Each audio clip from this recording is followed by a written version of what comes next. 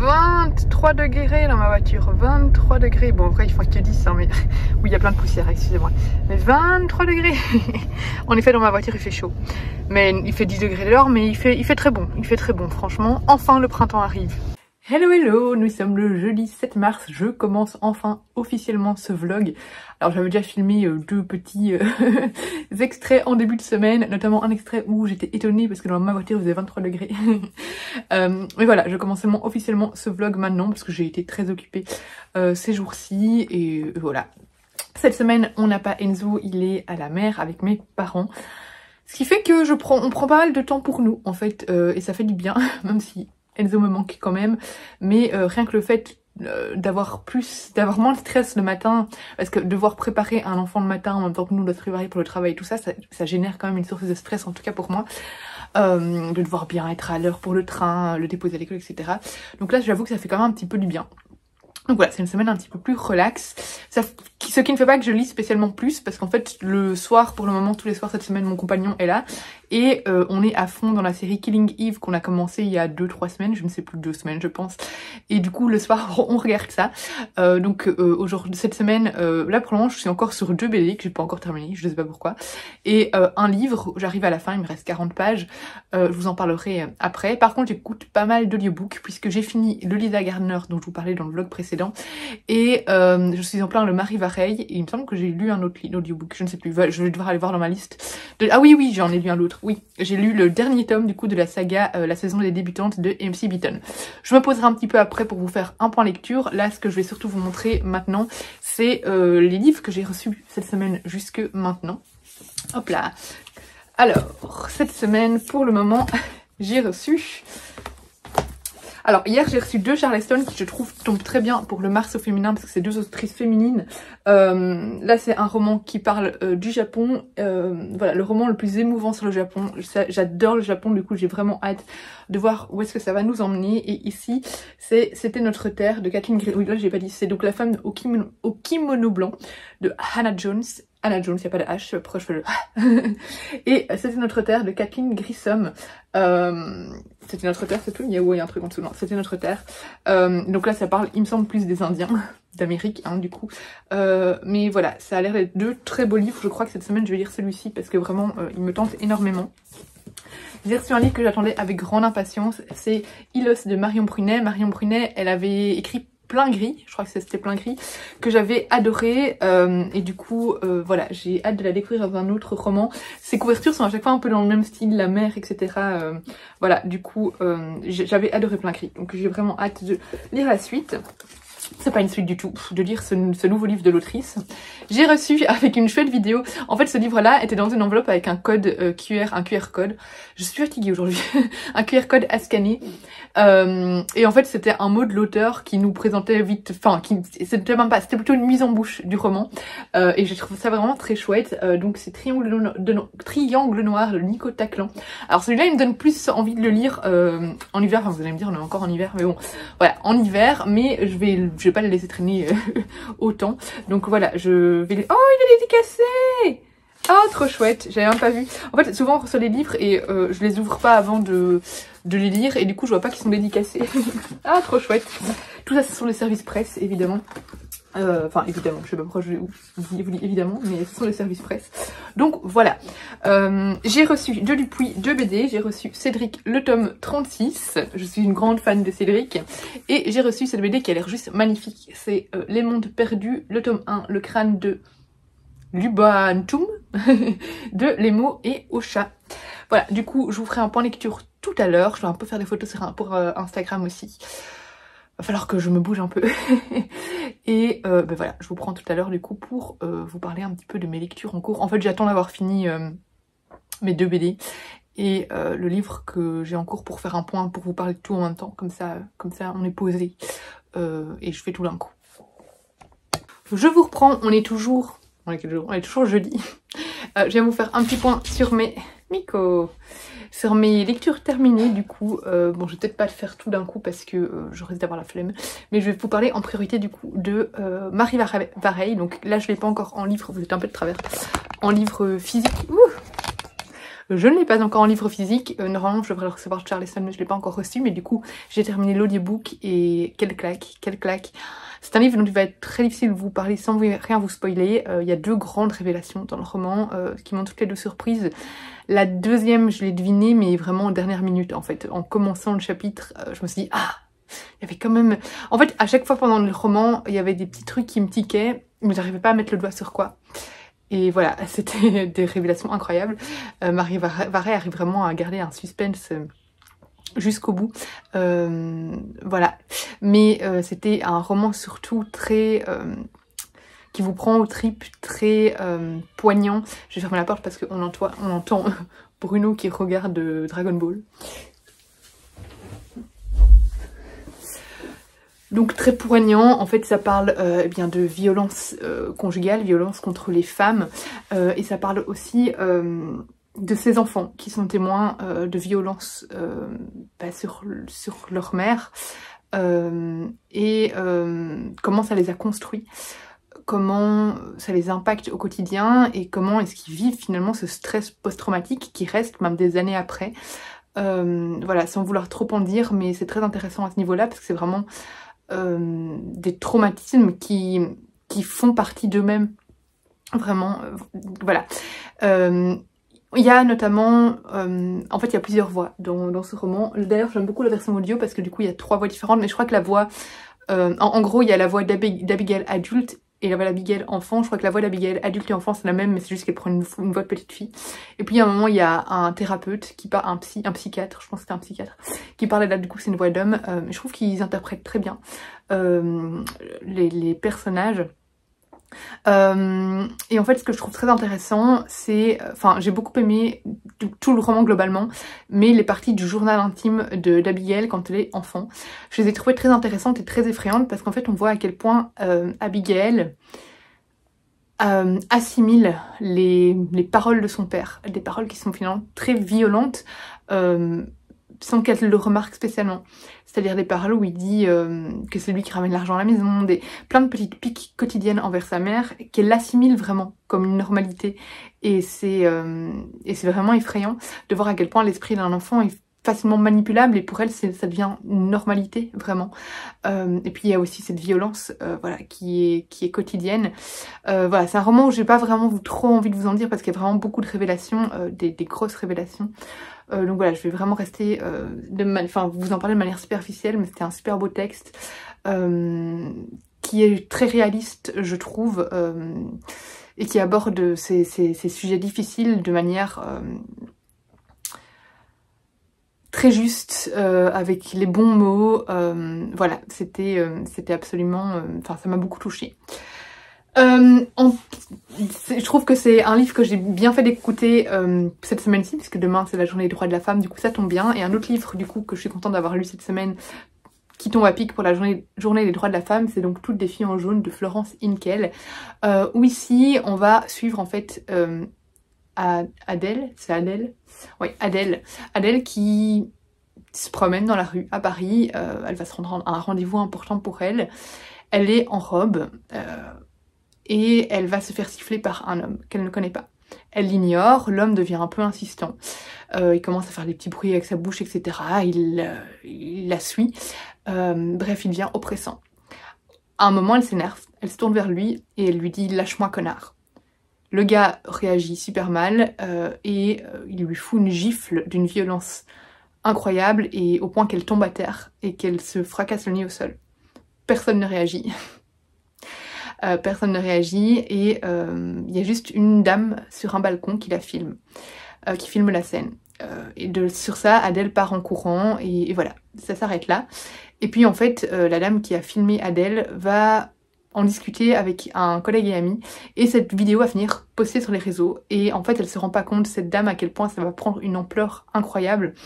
Ça va créer des débats qui n'ont pas lieu d'être et c'est tellement réaliste que c'en est effrayant parce que je suis sûre qu'on poste ce genre de vidéo aujourd'hui, il y aura toujours ces débats, ces personnes qui finalement essayent de trouver des raisons à l'homme d'avoir frappé, ces hashtags not all men qui finalement juste par le hashtag en tant que soi et par les réactions d'ailleurs qu'ils ont finalement assez virulentes, prouve juste qu'en fait, si finalement, pas, je ne globalise pas en disant not all men, mais en fait ceux qui disent not all men essaient de se dédouaner de ça alors qu'en fait ils le sont aussi. Parce qu'ils tiennent aussi des propos très violents sur les réseaux, sur ce qui se passe, et qu'on voit qu'en fait, ils pensent que l'homme, finalement, avait peut-être des raisons des excuses de frapper, alors que il n'y a aucune raison, il n'y a rien qui justifie le fait de frapper quelqu'un, même si elle l'a insulté, à aucun moment ce n'est ok, voilà.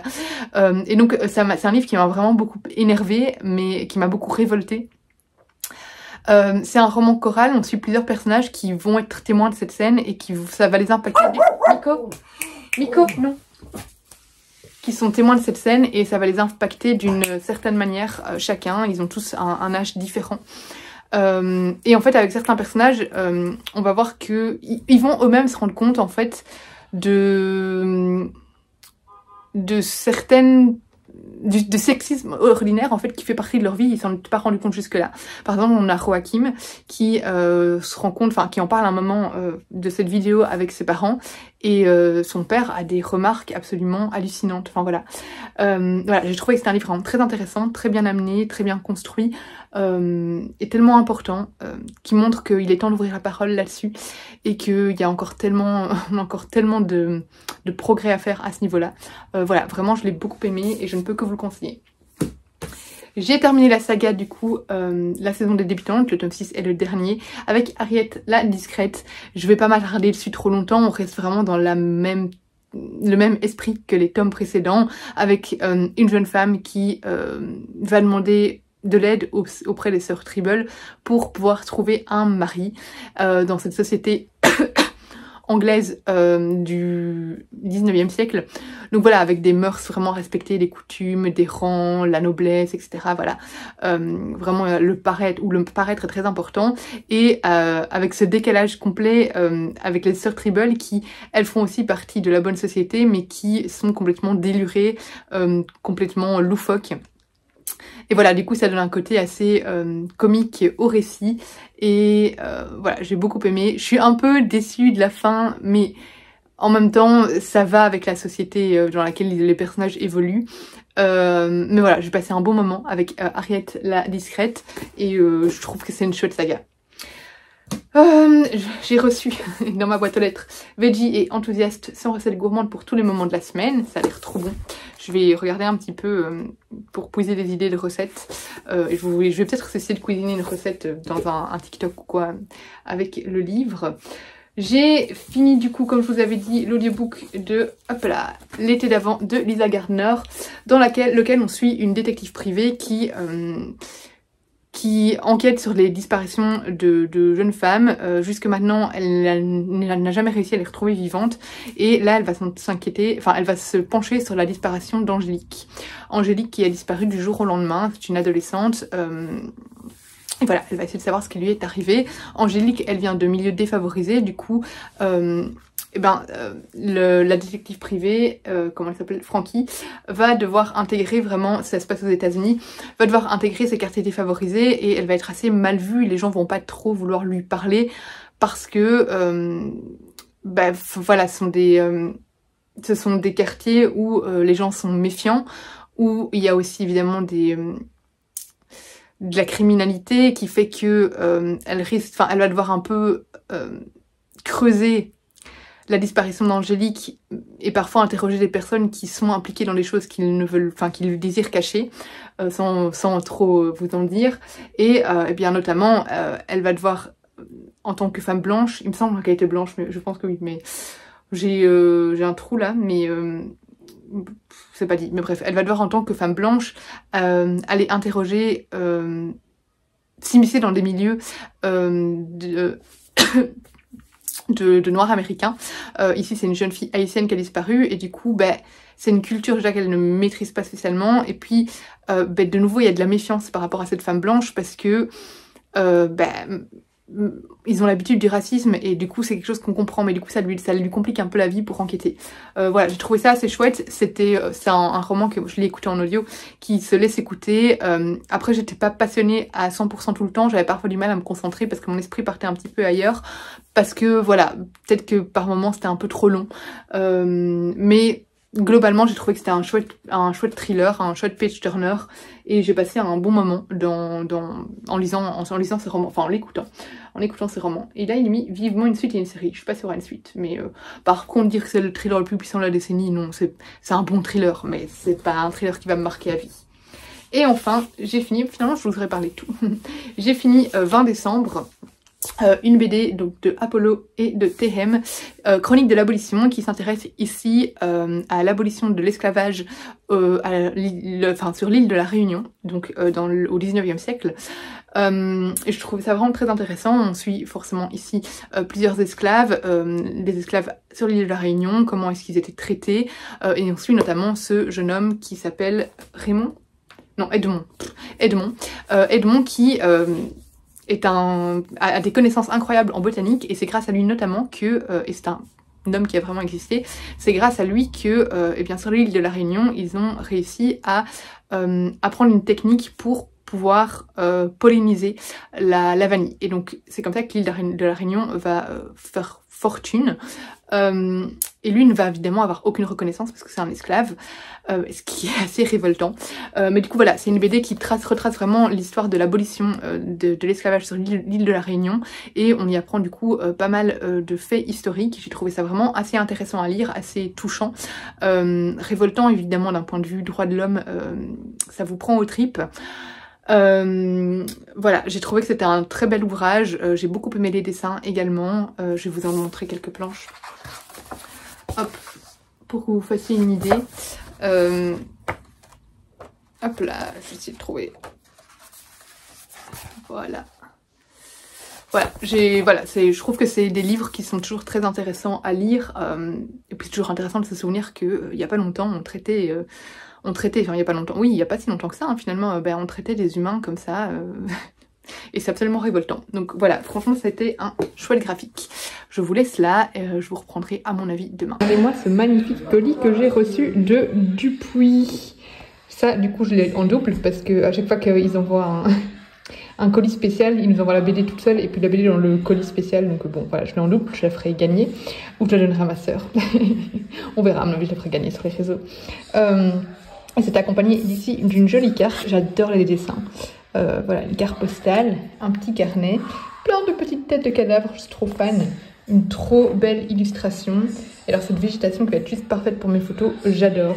J'adore, c'est vraiment des colis utiles avec de la déco que je vais m'en resservir quoi, donc trop contente.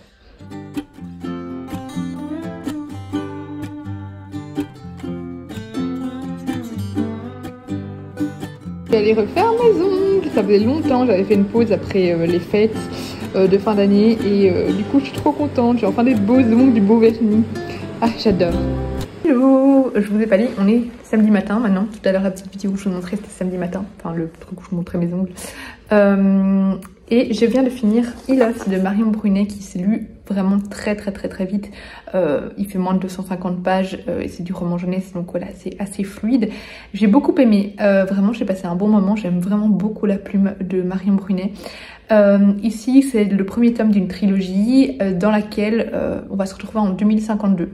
On est à Marseille, mais plus du tout une Marseille comme on connaît maintenant. Le monde a connu des catastrophes climatiques vraiment d'une dimension voilà, très importante, et le monde a complètement changé. Il est devenu extrêmement hostile à de nombreux endroits, ce qui engendre évidemment une nouvelle migration, une migration liée à ce réchauffement climatique, et évidemment toutes les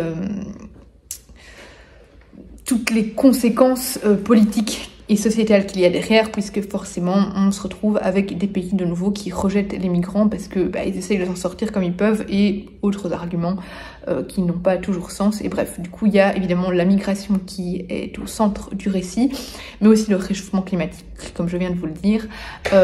C'est un peu effrayant, hein, c'est un roman d'anticipation, mais 2052 c'est pas très loin et on se dit ça pourrait arriver.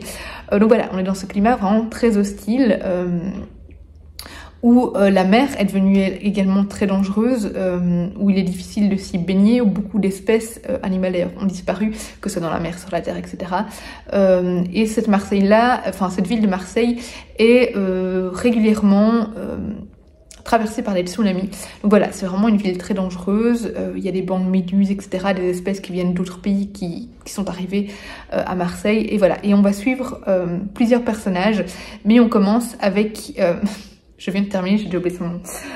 On commence avec Nolan, voilà, avec Nolan, qui est orpheline et qui vit avec son frère. Sauf que son frère va mourir dès les premières pages parce que le Commodore, qui est un peu le chef de la ville, un peu le mafieux, vous voyez, de la ville, c'est pas le maire, mais on sent que le maire est un pantin entre ses mains. Le Commodore a envoyé 2 de ses sbires pour obliger le frère de Nolan, donc Gal, à plonger pour récupérer un objet. Sauf que, en fait, avec les nombreux tsunamis, il y a beaucoup de bâtiments qui sont retrouvés complètement sous l'eau, et plonger là, c'est très dangereux, et en effet, Gal ne va pas remonter. Et d'une manière ou d'une autre, finalement, Nolan va se retrouver à travailler pour le Commodore. Du coup, voilà, on va se retrouver impliqué comme ça dans une histoire avec Nolan qui a ce désir de vengeance. Forcément, elle veut venger son frère, et donc elle veut se venger du Commodore. Et vraiment, on est dans un roman avec pas mal de rebondissements et surtout pas mal de réflexions sociétales vraiment très intéressantes. Voilà, j'ai trouvé ça vraiment très bien écrit, très bien amené. Moi, j'ai passé un très bon moment et j'ai hâte de voir où est-ce que la suite va nous emmener, parce que si ça nous plante les bases, mais voilà, on voit qu'il y a encore un gros potentiel à développer plus loin. Mais voilà, vraiment très chouette lecture que je ne peux que vous conseiller. Récupérer Enzo, ça fait une semaine qu'on l'avait pas vu. Trop contente.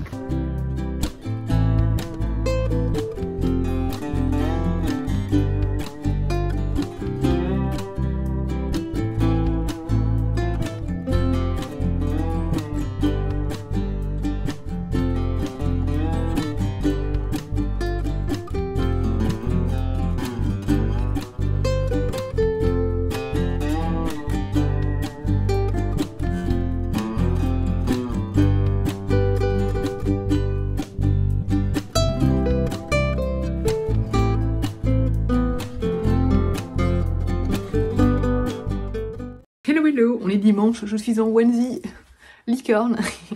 Je vais venir clôturer ce vlog parce que je ne compte pas terminer de livre d'ici la fin de ce vlog.